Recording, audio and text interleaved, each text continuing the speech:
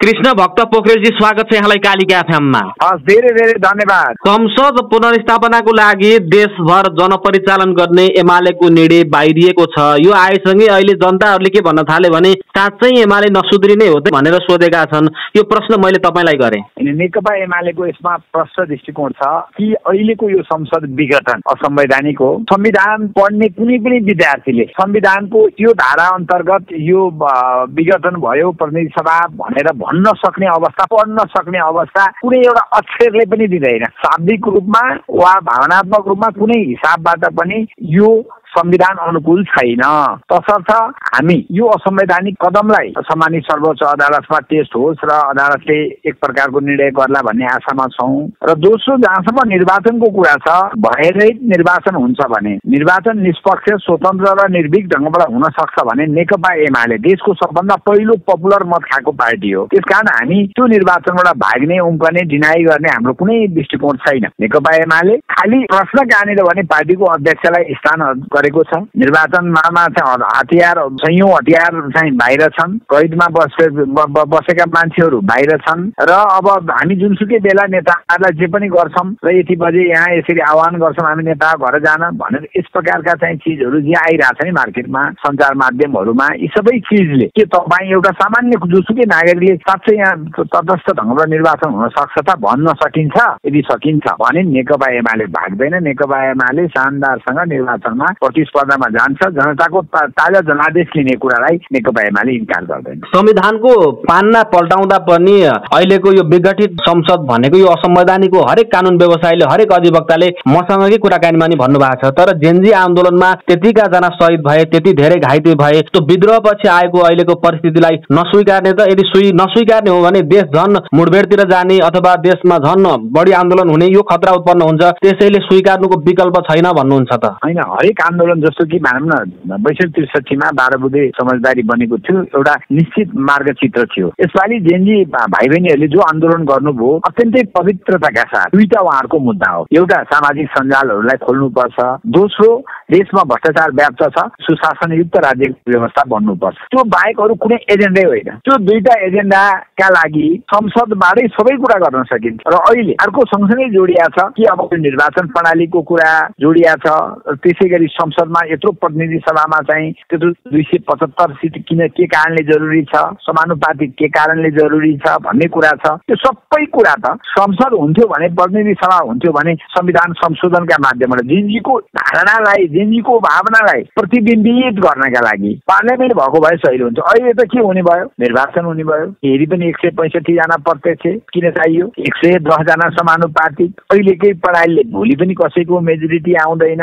Majority नआएपछि संविधान संशोधन हुन सक्दैन। संविधान संशोधन नभएपछि हामीले चाहेका अथवा जेनजी युवाहरूले चाहेको कुनै पनि चिज हुन सक्दैन। तसर्थ अहिले पनि भन्छु, संसद पुनर्स्थापना गर्ने र जेनजीका बरु संसदमै त्यस प्रकारको संविधान संशोधनका प्रबन्धहरू राखेर जेनजीका भाइ बहिनीहरूलाई पनि निश्चित प्रतिशत चाहिँ पार्लियामेन्टमा चाहिँ जसरी हामी 63 मा गरेका थियौँ त्यसरी उहाँहरूको पनि उपस्थिति गराउने र त्यहाँबाट गोलमेज सम्मेलनका माध्यमबाट हामीले चाहिँ संविधान संशोधन गरेर अब निर्वाचन चाहिँ वास्तवमा प्रतिनिधि सभा प्रत्यक्ष गर्ने, संख्या घटाउने र राष्ट्रिय सभा पनि तपाईँको चाहिँ संख्या घटाउने र समानुपातिक गर्ने। अनि त्यसपछि यो प्रदेशको संख्या पनि जो चाहिँ प्रदेशमा सदस्य र सेवा सुविधा छ किन चाहियो? भोलिन्टियरले काम गर्न प्रदेशमा तयार हुनु पर्दैन र? मन्त्री अगाडि र पछाडि ध्यान लगाएर हिँड्नुपर्छ। प्रदेशका मन्त्रीहरूले, जिल्ला समन्वयको सभापतिले सामान्य ढङ्गबाट हिँड्नुहुन्छ भने प्रदेशको मुख्यमन्त्री पनि सामान्य हिसाबबाट हिँड्दा के फरक पर्छ? नयाँ नयाँ देश बनाउने जो परिकल्पना युवा भाइ बहिनीको छ नि, एउटा सपना देखेर उहाँहरू जो जीव ज्यान दिएर लाग्नु भएको त्यो सपना पूरा गर्न पनि संविधान संशोधनको जरुरी छ। त्यो भनेको प्रतिनिधि सभा, राष्ट्रिय सभाबाट मात्रै सम्भव छ हाम्रो अहिलेको प्रबन्धले। तपाईँहरू संसद पुनर्स्थापनाको माग र निर्वाचनलाई सँगसँगै लिएर अगाडि बढ्ने भन्नुभएको छ। निर्वाचन पनि स्वीकार्नु भएको छ, तपाईँहरूले निर्वाचनमा नजाने पनि भन्नुभएको छैन। निर्वाचन गराउनै सक्दैन यो सरकारले अथवा संसद पुनर्गठन हुनुपर्छ भन्ने हिसाबले सभा गर्ने, त्यो हिसाबले सन्देश फैलाउँदै जाने, निर्वाचन पनि चाहने, कतै एमालेकै कारणले निर्वाचनको माहौल पो बिग्रिन्छ कि भन्ने शङ्का पनि हुँदो रहेछ कि यसपछि? होइन, हाम्रा कारणले हामी एक ठाउँमा पनि अशान्ति, असुरक्षा गर्दैनौँ, हामी एकदम शान्तिपूर्ण, हाम्रा जे जति सभा समारोहहरू हुन्छ शान्तिपूर्ण हुन्छ होइन, कसैसँग हाम्रो बदलाको भाव पनि छैन, देशको भावना पनि छैन। त्यसकारण कोही पनि नेकपा एमालेका तर्फबाट निर्वाचन भन्ने भने निर्वाचनलाई सहयोगी वातावरण हामी बनाउँछ। तर परिस्थितिले आजको यतिखेर स्ट्यान्ड गर्दा उभिरहँदा यो क्षितिजमा यो जगमा उभिरहँदाखेरि चाहिँ हामी के निष्कर्षमा पुग्न सक्दैनौँ भने सहज निष्पक्ष निर्भीक ढङ्गको चुनाव हुन्छ कि हुन्न भन्ने कुरामा ढुक्कसँग हुन्छ भन्न सकिन्न होइन। हुन्छ भन्ने वातावरण बन्छ, नागरिक समाज सबैले भन्नुहुन्छ भने हामी यताउति नगरिकन मलाई लाग्छ सम्मानित सर्वोच्च अदालतले आफ्नो एउटा भर्डिक्ट दिन्छ नै, त्यो भर्डिक्ट जे आएछ भने पनि त्यसलाई हामी सम्मान गर्छौँ। त्यो सम्मान गर्दै हामी निर्वाचनका लागि नेकपा एमाले जान्छ। अब यो संसद पुनर्गठनको लागि अथवा संसदलाई स्थापित गर्नको लागि नेकपा एमाले आफै मुद्दा बोकेर सर्वोच्चमा जान्छ अथवा सभामुखको प्रयोग गर्छ। सभामुखलाई त फेरि पूर्व महाधिवक्ताहरूले चाहिँ तपाईँ झोला बोकेर चाहिँ सर्वोच्च नजानुस् भनेर सल्लाह दिनुभएको रहेछ। तपाईँहरू अब के गर्ने, पार्टीले गर्ने अथवा सभामुखलाई भन्ने हो? दुईटै गर्दैनौँ हामी। नेकपा एमालेको तर्फबाट पनि हामी मुद्दा मामिला गर्दैनौँ, सभामुखजीले पनि कुनै मुद्दा मामिला गर्नुहुन्न। अब खालि त्यहाँ त विद्वान वकिल साहबहरू अरू नागरिक समाजका विभिन्न व्यक्तिहरूले मुद्दा दर्ता गरिसक्नु भएको छ। त्यो मुद्दाबाट सम्मानित सर्वोच्च अदालतले जे दृष्टिकोण ल्याउला कि हामीसँग यस्ता संसद विघटनका धेरैवटा दृष्टान्त छन्, धेरै अनुभव छन्, त्यसमा विभिन्न चाहिँ सिद्धान्त जुरिस्प्रुडेन्स चाहिँ प्रतिपादन भएको छ। ती सिद्धान्तको जगमा रहेर सम्मानित सर्वोच्च अदालतले गर्ने फैसलालाई हामी दृढतापूर्वक पालना गर्दै हामी मुलुकलाई अग्रगमनतर्फ जाने कुरामा नेकपा एमाले कहीँ बाधक बन्दैन, सहयोगी बन्छ। हिजो आफूले संसद विघटन गर्दा अग्रगमन, अहिले अरूले गर्दा चाहिँ अग्रगमन नहुने भन्ने प्रश्न नि कहिले काहीँ उठ्छ क्या फेरि? म त संसद विघटनको बेला संसद विघटन गर्न हुन्न भनेर अदालतमा मुद्दा लिएर जाने मान्छे कृष्ण भक्त पोखरेल हो। त्यसकारण मेरो हकमा त लाग्दैन। मैले मुद्दा लिएर नै आफै गएर त्यो मुद्दा दर्ता गरेर त्यो मुद्दामा विजय हासिल गरे हो। संसद फेरि यो संविधानको एउटा मुख्य ड्राफ्टकर्ता भएको नाताले पनि त्यो संसद विघटनको कुनै ठाउँै राखेको छैन कि। किता पनि त फरक थियो नि त, फेरि लाइन फरक थियो होइन। किता म नेकपा एमालेकै थिएँ तर मलाई चित्त बुझेन। 76-5मा 5को सरकारले अर्थात् जो व्यक्तिले म मेजोरिटी सो गर्छु भनेर चाहिँ 76-1को सरकार बनेन, 2को सरकार बनेन, 3को सरकार बन्न सकेन अथवा 4 अन्तर्गतको के अरे विश्वासको मत लिन सकेन र 5 अन्तर्गतको सरकार बनिसकेपछि त्यसले विश्वासको मत लिन नसकेको अवस्थामा संसद विघटन हुने बाहेक अरू कुनै प्रबन्ध संविधानमा छैन। लेख्ने मान्छे हामी नै हो। बेलायतको फिक्स टर्म पार्लियामेन्ट एक्ट भन्ने आएको थियो। बेलायतमा पहिला संसद विघटन गर्ने अभ्यास थियो, पछि चाहिँ त्यहाँ पनि आजित भएर चाहिँ होइन संसद यसरी विघटन गर्नु हुँदैन, यो फिक्स टर्म तोकेपछि भन्ने दृष्टिकोण त्यसलाई पनि हामी अध्ययन गऱ्यौँ र विश्वका अनुभवहरूलाई पनि गऱ्यौँ र नेपालको सन्दर्भमा नै भइरहेको आफ्नो मेजोरिटी। अब हिजो चाहिँ गिरिजाबाबुले विघटन गर्दाखेरि पनि आफ्नो भइरहेको मेजोरिटीलाई चाहिँ को सरकारलाई चाहिँ उहाँले विघटन गर्नुभयो संसदलाई। यी सबै कुराहरूलाई हामीले हेरेर नै त्यो संविधानमा त्यो प्रबन्ध राखेको हुँदा संसद विघटन गर्ने कुरामा चाहिँ मेरो व्यक्तिगत रूपमा समर्थन हुँदैन र हाम्रो पार्टीले पनि अहिले त झन् मानव न जो प्रधानमन्त्री नै हुनका लागि संविधानमा नभएको व्यवस्था टेकिया छ, ल भइहाल्यो एउटा परिस्थितिमा भनेर त्यसलाई स्वीकार गरेर जाँदा जनताको सार्वभौम थलो संसदलाई सामान्य रूपमा नहेरौँ के, जनताको त सार्वभौम थलो हो कि आफूसँग भएको राज्य सञ्चालन सार्वभौम सत्ता जनताले म 5 वर्षलाई तिमीलाई दिएर पठाएको छु है भनेर दिएर पठाएको थलो कमजोर हुने, त्यो जल्ने, त्यो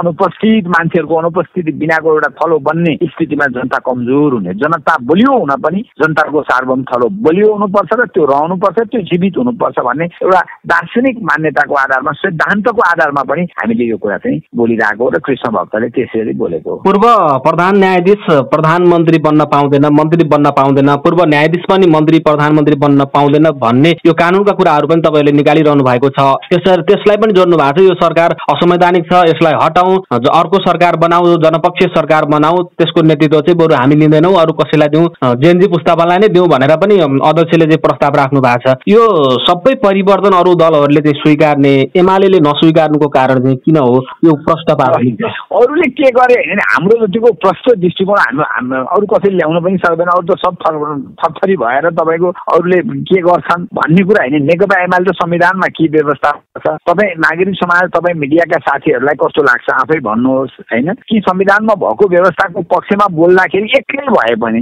उभिन तयार हुनुपर्छ। र हामी उभिन्छौँ। हामीले बोलेको कुरा कि त भन्नु पर्यो कि होइन संविधानमा छ, संविधानमा सर्वोच्चको न्यायाधीश पनि प्रधानमन्त्री बन्न सक्छ भन्ने छ कतै? छैन। उहाँले त छानबिन जाँचबुझ आयोगको सन्दर्भ र राष्ट्रिय मानवाधिकार आयोगको सदस्य हुने बाहेक, अध्यक्ष वा सदस्य हुने बाहेक अरू कुरामा कहीँ पनि बस्न मिल्दैन, राजदूत भएर जान मिल्दैन, केही भएर जान मिल्दैन। तर ठिक छ, हामी त्यसमा पनि धेरै हामी एकदमै गरिरहेका छैनौँ कि यही सरकारले चुनाव गराउँछ निष्पक्ष ढङ्गबाट भने पनि हामी यो सरकार एकदम बर्खास्तीको नगरेसम्म हामी खबरदार हामी जान्नौँ भन्ने कुरा छैन। एउटा विशिष्ट परिस्थिति बन्यो कि मुलुकमा एउटा सङ्कटपूर्ण अवस्था बन्यो, त्यो सङ्कटपूर्ण अवस्थालाई पूर्व प्रधान न्यायाधीश आएर समाधान गर्नुहुन्छ भने आकाशै खस्छ भन्ने हाम्रो त्यो संविधानमा जेसुकै भएर नि फ्रेस म्यान्डेट। त्यसै कारणले मैले जोडिरहेको कि मैले पार्टी सेन्ट्रल कमिटी बैठकमा नि प्रष्ट आफ्नो दृष्टिकोण राखेको थिएँ कि संविधान टेस्टको जिम्मेवारी के अरे प्रतिनिधि सभा विघटनको टेस्ट गर्ने जिम्मेवारी अदालतलाई दिँदै निर्वाचनको पूर्ण रूपमा तयारी गरेर जानुपर्छ र ताजा जनादेशको लागि चाहिँ नेकपा एमाले तयार हुनुपर्छ भनेर मैले राखेको थिएँ र अहिले तपाईँहरूसँग राख्ने कुरा त्यही हो र नेकपा एमाले फाइनल डिसिजन पनि त्यही गरेछ। नेकपा एमाले निर्वाचनको प्रक्रियामा जान्छ, चाहे यो सरकारले होस्। तर जेएनजीका भाइ बहिनीहरू पनि व्यापक रूपमा सरकारमा सहभागिता हुन्, संविधान संशोधन गर्दै निर्वाचनमा जाउँ, होइन नयाँ एउटा क्षितिज निर्माण गर्ने काममा अगाडि बढौँ भन्ने कुरा राख्दाखेरि नराम्रो कुरा भयो र उहाँहरू जो अहिलेको आन्दोलनकारी भाइ बहिनीको भावनालाई पनि सम्बोधन गरौँ भन्ने कुरालाई त सबैले एक्सेप्ट गर्ने कुरा होला नि। जस्तै तपाईँ पनि एउटा कानुनकै विद्यार्थी हो। अहिले आन्दोलनकारी जो जेन्जी पुस्ताहरू थिए यिनीहरूले जुन जुन माग राखेका छन्, प्रत्यक्ष निर्वाचित कार्यकारी प्रधानमन्त्री भनेका छन्, होइन, त्यसपछि संविधान संशोधनका कुराहरू उठाएका छन्, विदेशमा रहेका नेपालीले भोट हाल्न पाउनुपर्छ भन्ने कुरा उठाएका छन्। यो अहिलेको निर्वाचन अगाडि अथवा कुनै अब हुने निर्वाचन अगाडि चाहिँ सम्भव छ कि छैन, यो प्रश्न पार्दैनस् न। हो, त्यसै कारणले कति महत्त्वपूर्ण कुरा तपाईँले भन्नुभएको छ कि अब प्रतिनिधि सभामा चाहिँ अब अहिले जो यत्रो समानुपातिक पद्धति छ यसलाई थाल्नका लागि त्यसपछि विदेशमा भएका लाखौँ लाख हामी रोक्न पनि नसक्ने हाम्रा भाइ बहिनी छोराछोरीहरू विदेशमा हुनुहुन्छ। यो देशको चाहिँ नागरिक हो, देशको माया छ उहाँहरूलाई, उहाँहरूले मतदान गर्नेको यी तमाम चिज गर्नको लागि पार्लियामेन्ट चाहिन्छ कि त्यो पार्लियामेन्ट बिना यो सबै चिज गर्न सम्भवै छैन। अहिले हामी संविधानलाई नै तलमाथि गरिदिउँ, हेर्नुहोस् त्यसले धेरै 7 सालदेखि नेपाली जनताले नेपाली जनताको प्रतिनिधिका माध्यमबाट संविधान निर्माण गर्ने जो सपना जो सङ्कल्प देखेर हामीले चिज अगाडि बढाएका छौँ, अब त्यो पनि चाहिँ भताभुङ्ग हुन्छ। अहिले कम्तीमा त्यो संविधान आधार स्तम्भ छ, त्यो आधार स्तम्भको जगमा बसेर कहाँ चेन्ज गर्नुपर्ने। संविधान कुनै गीता होइन, बाइबल होइन, कुरान होइन, हामीले पटक पटक भनेका छौँ परिवर्तनशील दस्तावेज हो, परिवर्तन गरौँ। आजको आवश्यकतालाई सम्बोधन गर्न सक्ने गरी संविधान संशोधन गरेर निर्वाचनमा जाउँ र त्यसका लागि सर्वपक्षीय सरकार बनोस्, त्यसमा जेएनजीको पनि राम्रो उपस्थिति बनोस्, एउटा युथ व्यक्तित्वले चाहिँ सरकारको नेतृत्व गर्नुहोस् भन्ने कुरा नराम्रो कुरा हो र नेकपा एमालेका दृष्टिकोण अहिले जुन हाम्रो सर्वे अध्यक्षले 6 बुँदे एउटा दृष्टिकोण प्रस्तुत गर्नु भएको छ, त्यो दृष्टिकोणसँग नेपाली जनताले असहमति गर्नुपर्ने कुनै अवस्था छ भन्ने मलाई लाग्दैन। हाम्रो संसद त यस्तो भइसकेको थियो कि सडकमा आन्दोलन नगरेसम्म भित्र कुनै एउटा विधेयक पास नहुने यस्तोसम्म भइसकेको छ कि संसद। अनि कसरी सुध्रिन्छ भनेर आश गरेर बस्ने त नि होइन। यस्तो यो बाहिर जे चिज आउँछ नि, जस्तो म कानुन न्याय तथा मानव विकास समितिको सभापति भएँ, 176वटा मेरो कार्यकालमा 5 वर्षको बिचमा मैले 176वटा कानुन एउटामा पनि अल्पमत बहुमत नभई, बाहिर तपाईँहरूले देख्दा सम्म विरोधै गर्छन्, झगडै गर्छन् जस्तो लाग्दो होला, एउटामा नि काङ्ग्रेस एमाले माओवादी नभइकन राप्रपा नभइकन यो कानुन संविधान अनुकूल छ कि छैन, यो कानुन हामीले गरेका अन्तर्राष्ट्रिय सन्धि सम्झौता अनुकूल छ कि छैन, यो कानुन चाहिँ सर्वोच्च अदालतबाट प्रतिपादित नजिर सिद्धान्त अनुकूल छ कि छैन, र यो कानुन जनताका लागि न्यायोचित छ कि छैन, यो 4वटा पक्षलाई मात्रै ध्यान दिएर म सभापति थिएँ, मैले एमाले भन्ने बिर्सन्थेँ। अहिले म एउटा सभापति मात्रै हो भन्ने टेबलमा बसेर त्यसै राम्रा कामहरू गरेको दृष्टान्त छ क्या पार्लियामेन्टको, हुँदै नभएको होइन। तर पछिल्लो समय स्थिति बिग्रँदै गएका कुरा सत्य हुन्, तर गरेका राम्रा दृष्टान्तहरू पनि धेरै छन्।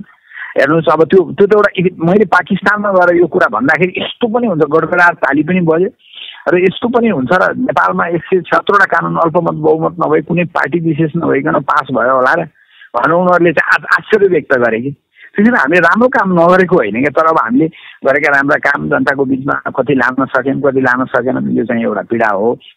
होइन भने पार्लियामेन्ट जेसुकै भने पनि तपाईँको त्यो जनताको सार्वभौम थलो हो, त्यो थलोलाई सही ट्र्याकमा ल्याउन कहिलेकाहीँ जनदबावहरू चाहिँदो रहेछ, जनविद्रोहहरू चाहिँदो रहेछ भन्ने कुरामा म एक्सेप्ट गर्छु।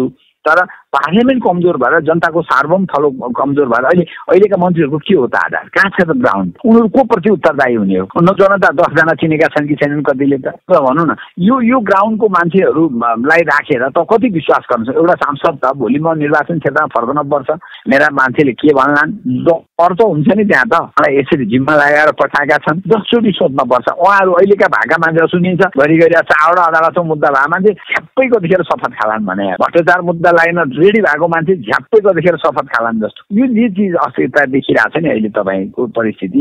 त्यसैले यसको अन्त्यको लागि ठिक छ, मेरो त भनाइ संविधान संशोधन गरेर त्यो पार्लियामेन्टमा पनि जेनजीका भाइ बहिनीहरूलाई पनि उपस्थित युथहरू जो एउटा सृजनाका संवाहक बनेर आउन खोज्दै हुनुहुन्छ उहाँहरूलाई पनि समावेश गरेर गएर चाहिँ संविधान संशोधन गरेर निर्वाचनको प्रक्रियामा जाने हो भने छिटै निकास निस्कन्छ। होइन भने यो 6 वर्ष केही पनि हुन्न कि। अहिले चुनाव गरेपछि 5 वर्ष यही फेरि मिलिजुली सरकार को सरकार कसैको मेजोरिटी हुँदैन। यो परिस्थिति चाहिँ मैले एकदमै दुर्दशा देखेको हुँदाखेरि मैले चाहिँ यो मा चाहिँ संविधान संशोधन गरेर अगाडि बढेर आजको सपनालाई पुरा गर्न वर्तमान नै रेडी गर्न सकेन भने भविष्य बनाउन धेरै गाह्रो छ। अब अन्तिममा यो संसद पुनर्स्थापनाको लागि चाहिँ देशभर जनपरिचालन गर्ने अथवा जनताकोमा जाने अथवा कुनै सभाहरू गर्दै गर्दाखेरि चाहिँ कस्ता कार्यक्रमहरू लिएर अथवा कसरी जाने तयारी हो छोटकरीमा राखिदिनुहोस् न अन्तिममा। होइन, हाम्रो यसमा कुनै धेरै कुरा होइन, जनतालाई खालि अवेरनेस गर्ने संसद के किन आवश्यकता छ, संसद विघटन कसरी गरियो, यो कुन संविधानको कुन धारा अन्तर्गत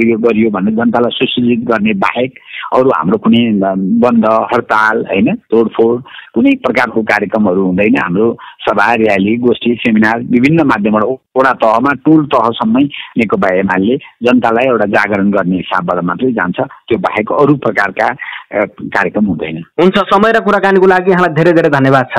यहाँलाई पनि धेरै धेरै धन्यवाद। कालिका एफएमलाई धन्यवाद।